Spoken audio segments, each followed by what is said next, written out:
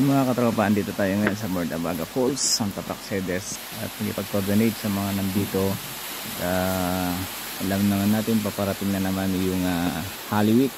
So advance na tayo, information dissemination and visitation sa mga maaring napasyalan ng mga turista at magse-celebrate ng Holy Week season. So dito lamang yan sa Santa Praxedes, Cagayan.